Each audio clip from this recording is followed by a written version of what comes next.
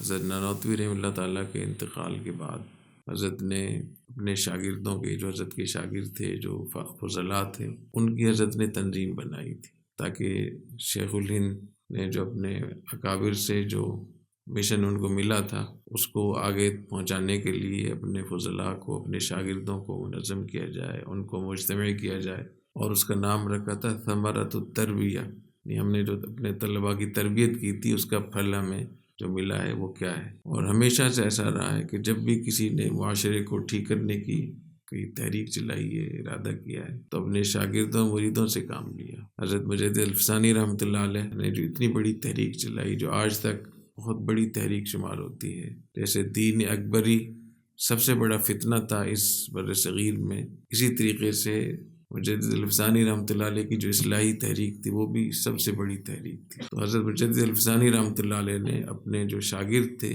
اور جو اپنے مطالعہ تھے ان کو اکٹھا کیا اور ان کو اس مشن پہ لگایا، جس مشن کے نتیجے میں ہندوستان میں خیر آئی۔ اس کی لمبی تفصیلات ہیں، پھر انشاءاللہ آگے آ جائے گی۔ حضرت شاہ ولی اللہ رحمہ اللہ تعالیٰ کے زمانے میں جو انگریزوں کا غلبہ ہوا، انگریز آئے، ایسٹ انڈیا کمپنی آئی اور انہوں نے پورا فساد پھیلایا اور معاشرہ بہت زیادہ بربادی کی طرف جانے لگا، تو حضرت شاہ ولی اللہ رحمہ اللہ تعالیٰ نے اپنے شاگردوں کو اور جو اپنے ان کے خلفاء تھے، مریدین تھے، ان سے کام لیا، ان کے ذمے کام لگائے، تشکیلات کی انہوں نے۔ تو مجدد الفسانی رحمۃ اللہ علیہ کی برکت سے دین اکبری جو فتنہ تھا وہ ختم ہوا۔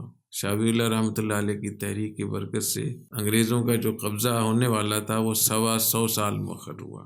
اگر شاہ ولی اللہ رحمۃ اللہ علیہ نہ ہوتے تو 1857 کا جو واقعہ تھا یہ 125 سال پہلے ہو جانا تھا۔ شیخ الہند رحمہ اللہ تعالیٰ نے بھی اسی اوپر چلتے ہوئے اپنے شاگردوں کو، فضلاء کو اکٹھا کیا اور 30 سال تک حضرت نے ثمرۃ التربیہ کے نام سے ہی کام کیا۔ اور جو فضلاء تھے ان کے ذمے 3-4 کام تھے۔ ایک یہ تھا کہ دارالعلوم دیوبند کی حمایت حاصل کرنا، دارالعلوم دیوبند کے بارے میں اس کا پیغام لوگوں تک پہنچانا اور معاشرے میں دارالعلوم دیوبند کے لیے حمایت حاصل کرنا، وہاں کے تعلیمی نظام کے لیے، وہاں کے اساتذہ کے لیے۔ دوسرا کام ان کے ذمہ یہ بھی تھا کہ معاشرے سے تعلق پیدا کرنا، اور تیسرا دارالعلوم دیوبند کے لیے چندہ اکٹھا کرنا، اور اس کے لیے سب سے پہلے خود ان کے ذمہ لگایا کہ جو آپ کی تنخواہ جو بھی ہے، آمدن ہے، اس کا ایک حصہ دارالعلوم دیوبند کو دیا کریں۔ تو 30 سال تک شیخ الہند رحمہ اللہ تعالیٰ نے ثمرۃ التربیہ کے نام سے کام کیا، اور اسی سے بہت سارے حضرت کے جو شاگرد تھے وہ اکٹھے ہو گئے، اور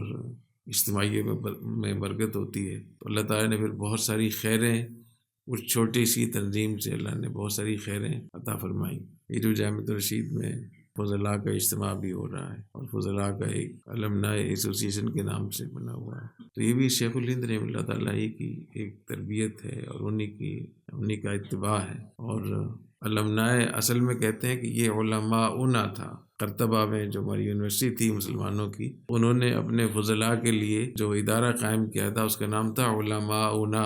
تو انگریزوں نے اور یورپ نے جب ہم سے چیزیں لیں تو اس میں ایک یہ چیز بھی لے لی۔ کوئی بھی یونیورسٹی کے جو فضلاء ہوتے ہیں ان کو علماء کو المنائی کر دیا انہوں نے۔ تو اب لوگ کہتے ہیں کہ شاید یہ انگریزوں کی چیز، یہ ہماری چیز ہے۔ تو حضرت شیخ الہند رحمہ اللہ تعالیٰ نے جو غیر معمولی کام کیے اس میں ایک یہ بھی تھا کہ اپنے فضلاء کو اکٹھا کیا، ان کی تربیت کی، ان کے اجتماعات ہوتے تھے، کہ ذہن سازی ہوتی تھی، ان سے کام لیا جاتا تھا، ان سے اللہ نے بہت کام لیے۔ اللہ تعالیٰ قبول فرمائے۔